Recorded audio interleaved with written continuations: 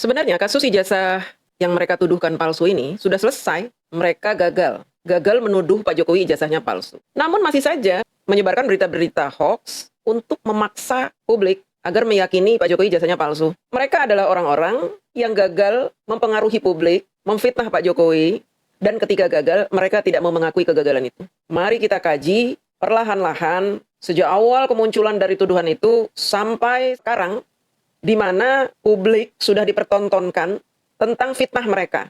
Yang jelas-jelas kita lihat dengan mata kepala sendiri. Dan ini justru dipertontonkan di panggung-panggung mereka sendiri. Yang pertama, tuduhan Bambang Tri. Bambang Tri ini hanya mereka-reka. Dia hanya membuat cerita. Seolah-olah dia mengetahui Pak Jokowi memalsukan ijazah SD, SMP, SMA. Dia menyebutkan bahwa Pak Jokowi menggunakan ijazah temannya untuk dipalsukan menjadi ijazah dirinya. Bahkan dia pernah menyebutkan, katanya Pak Jokowi membayar triliunan untuk ijazah tersebut. Kemudian gagal. Karena mengetahui Pak Jokowi lulusan UGM. Dan Pak Jokowi sering diundang di acara alumni UGM. Bahkan Pak Jokowi mendapatkan kartu anggota Kagama dari Ketua Kagama saat itu, Bapak Ganjar Pranowo, yang pernah menjadi Ketua Kagama 2 periode. Pak Jokowi juga mendapatkan surat mandat langsung dari UGM ketika Pak Jokowi menang di Pilpres 2014 melalui Anies Baswedan. Karena gagal dengan fitnah ijazah SMA palsu, yang tidak mungkin Pak Jokowi memalsukan ijazah karena Pak Jokowi kuliah di UGM, maka mereka beralih menuduh ijazah UGM Pak Jokowi palsu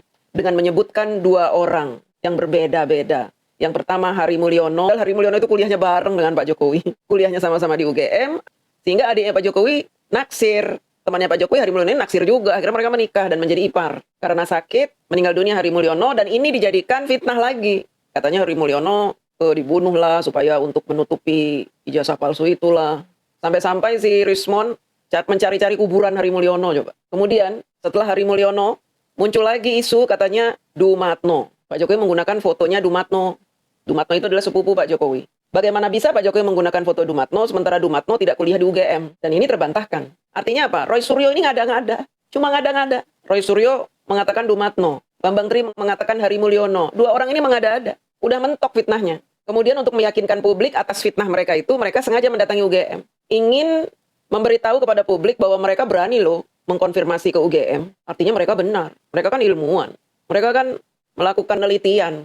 Penelitian kok hanya kepada Pak Jokowi? Kenapa tidak kepada presiden yang lain atau pejabat-pejabat yang lain? Buktinya terakhir-terakhir si Betor tuh bilang katanya pejabat-pejabat yang dari PDIP banyak yang memasukkan ijazah. Kenapa kalian tidak meneliti itu ijazah pejabat-pejabat dari PDIP? Lanjutnya, setelah Dumatno ini gagal, mereka mulai mencari-cari celah lagi. Oh, didatangkanlah si Betor. Suruh cerita yang aneh-aneh. Karena Betor juga sakit hati kepada Pak Jokowi, pernah dinonaktifkan, dinonjobkan dari staf kepresidenan, sehingga dia juga membuat berita palsu baru. Katanya Pak Jokowi itu memalsukan dokumen-dokumennya. Semua dokumen-dokumen, tidak hanya ijazah. Katanya aktenya juga, akte nikah juga, ijazah SD, SMP, SMA, dan kuliah juga. Semuanya dipalsuin. Dan mukanya sama semua katanya. Emangnya dia pikir KPU bodoh apa?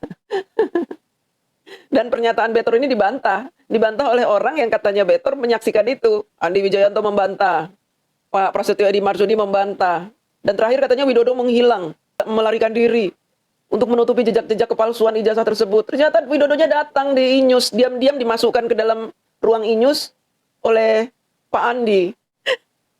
Kagetlah semua orang ketika Bapak Widodo ada di situ dan menjelaskan ini fitnah.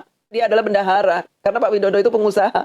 Tanggung jawabnya hanya ngurusin keuangan kampanye. Bukan ngurusin dokumen. Ini jelas sudah terpatahkan. Karena sudah terpatahkan, mereka malu. Bahkan si Betor di acara Inyus itu pucat mukanya. Gara-gara Jokowi tidak mau menunjukkan ijazahnya sehingga banyak orang menjadi korban. Kami korban dilaporkan ke polisi. Mampus. Mocar.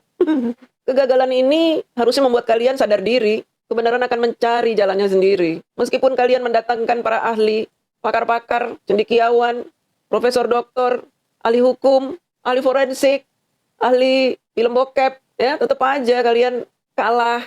Yang benar tetap benar. Yang asli tetap asli. Tidak bisa yang asli diubah untuk menjadi palsu. Dan yang menarik dari kasus ini adalah 2 tersangka tudingan ijazah palsu datangi rumah Pak Jokowi di Solo, didampingi kuasa hukum. Meskipun Egy Sujana dan Damai Harilubis tidak meminta maaf, mereka hanya meminta dibatalkan, dikeluarkan SP3 atas ditersangkakannya mereka berdua di kasus itu. Dan Pak Jokowi pernah berkata kepada saya bahwa Pak Jokowi akan memaafkan, kecuali 3 orang itu. Siapa 3 orang yang tidak dimaafkan? Kita semua sudah tahu siapa yang keterlaluan dalam kasus ini. Roy Panci, Dr. Tipa Tipu, dan Rismon. Nyet. Dan ketika Pak Jokowi memerintahkan polisi untuk mengeluarkan SP3, beranglah kubu Roy Panci. Mereka marah besar, kemudian mulai mengeluarkan fitnah-fitnah baru. Fitnah-fitnah mereka mengatakan bahwa Egy Sujana dibayar untuk menyerang mereka. Tukang-tukang fitnah yang awalnya merupakan sebuah komunitas yang sangat kompak untuk menjatuhkan Pak Jokowi, saat ini sedang terpecah. Saya dampingi Ibu Kurnia. Kalau saya laporkan kawan saya ini kena juga. Karena dia kuasa hukum. Saya kenanya. Ya advokat. Dengar dulu. Nggak bisa Bang Damai ya. Dengarin dulu. Anda ini sudah mengecewakan kami secara keseluruhan. Lalu sekarang Anda akan melaporkan. Sudah jadi termu ya. Sudah jadi termu sekarang. Advokat nih. Sudah jadi termu sekarang dalam perjuangan. Pinteran terbol sama Saya kalian. terima kasih ya. Anda mendampingi saya di rumah Pak Jokowi. Dengan kasih sayang Anda mendampingi saya. Di belakang nama Anda tertulis tim pemburu ijazah palsu Joko Widodo. Saya bangga sama Anda. Lalu hari ini Anda mengatakan saya bisa dipoliskan gara-gara itu. Saya nggak mau yang begini debatnya. Saya tinggal nih. Harusnya jangan hadir tadi. Karena muncul fitnah kepada Damai Hari Lubis dan Egy Sujana, maka Damai Hari Lubis dan Egy Sujana melaporkan Roy Panci, juga si Cocinudin, Ompel. Bahkan Damai Hari Lubis mengatakan bahwa dia punya bukti 30 video terkait pelanggaran hukum Cocinudin. Lalu Cocinudin si Ompel ini melaporkan balik. Mereka jadi saling lapor ini. Yang kedua, kami juga akan sampaikan laporan kepada saudara Egy Sujana. Karena sebenarnya setiap statement itu sangat menyakitkan, tetapi karena kita saudara, statement itu tidak kita proses. Namun hari ini ketika kami memberikan statement yang intinya kritik dan sangat menyayangkan tindakan keduanya ke Solo, justru kami dipersoalkan. Nah, hari ini kami juga akan mempersoalkan kembali, yakni statement yang menuduh kami sok jago. Jadi sekali lagi, kami tidak pernah sok jago. Begitulah teman-teman, cara Allah membela Bapak Jokowi. Dengan cara apa? Dengan cara yang sangat tidak kita duga-duga. Kekompakan mereka ini, tim pemburu ijazah ini, akhirnya menjadi buyar dan kocar kacir. Terima kasih.